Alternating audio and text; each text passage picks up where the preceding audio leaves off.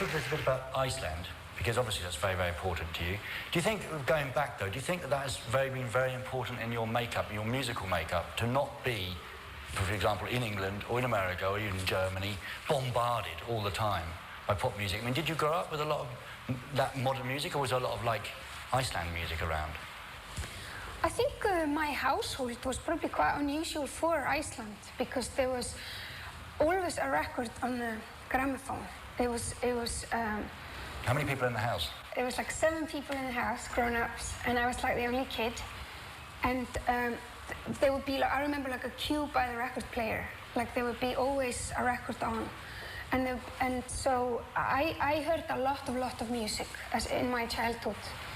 I think probably what's unusual about Iceland is we have this kind of identity that we are far from the rest of the world, which we are, and we are watching it like from some sort of balcony. Lovely. And we just sort of don't like most of it, and then we sort of pick what we like, you know. And so we don't get attached if it's like a form of movement, or if it's like a political thing, or we, for example, in the punk period, we had no Margaret Thatcher to hate, you know. Iceland has always been like that for 1,000 years. Now, most of us probably heard about Iceland, apart from at school, was obviously the sugar cubes, because you had massive success in England and in America, all happened very quickly.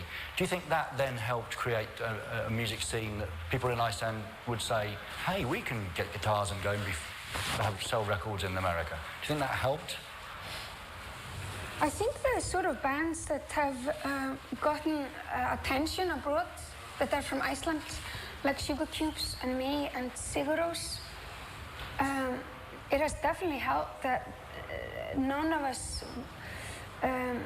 were aiming to please, or like, because there was a lot of bands. I remember when I was a teenager, they were sort of trying to be the Icelandic U2 or the Icelandic this or that, and copying basically what was going on abroad. And then they go abroad to figure out that the abroad didn't want more abroad. They wanted, you know, they had enough for themselves. So the fact that I can see now, I mean, I hope it's not, I'm not being too big-headed saying that, but I can see in Iceland that has had a big effect. The people, like young kids there now that are doing music, they're not trying to imitate this and that. It's all about having your own voice and being original. Okay, well, this might be a good point to have a look at Iceland and have a look at some of your career so far, okay? Yeah. Bjork in Iceland and on video. Islande, terre des mythologies, île des elfes et des trolls, où les prodiges de la nature se vivent au quotidien. Mais l'Islande s'est également découvert un prodige vocal, Bjork, la sirène qui vient du froid.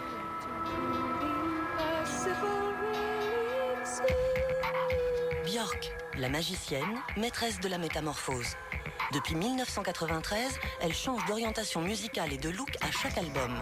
Mais sa voix reste la même, unique, comme une immuable signature. J'imagine que je suis un peu une allumée parce que j'ai tout le temps envie de chanter. C'est ce que je préfère. Quand je fais autre chose, je me sens comme un poisson hors de l'eau. Quand je commence à chanter, je me sens chez moi. Chez elle, c'est-à-dire à Reykjavik. C'est là que Bjork Gudmundsdóttir est née en 1965. À 5 ans à peine, elle fréquente l'école de musique. À 11, elle sort son premier album, itinéraire d'une enfant déjà starifiée. Voru vitringarnir þrír frá Austurlöndum. Kaspar, Melchior og Baltasar. En 1987, avec des amis punk, Bjork crée les Sugar Cubes. La pop rock islandaise fait son entrée dans les charts internationaux.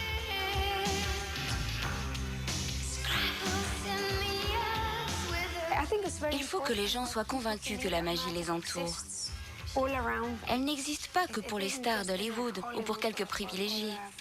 Tout le monde peut faire de la magie, même dans leur cuisine.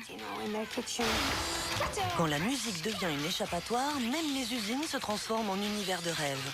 Dans le film Dancer in the Dark de Lars von Trier, Bjork incarne une jeune femme qui découvre la musique des choses. Une performance d'actrice que le Festival de Cannes couronnera d'une palme d'or. Musicalement, Bjork situe la composition et les bruitages sur le même plan.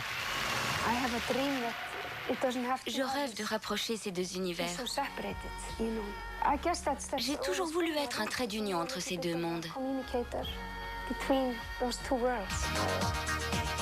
Bjork vit dans un monde de techno et de dance, deux éléments qu'elle incorpore à sa musique, aussi spontanément qu'elle y intègre les chœurs des Inuits qui l'ont accompagnée au cours de sa dernière tournée. Bjork s'est approprié le secret des elfes. Elle dévoile sa vie intérieure tout en conservant sa propre part de mystère. Rien n'illustre mieux ce paradoxe que Vespertine, son dernier album. Now, your music and your image have changed a lot over the years.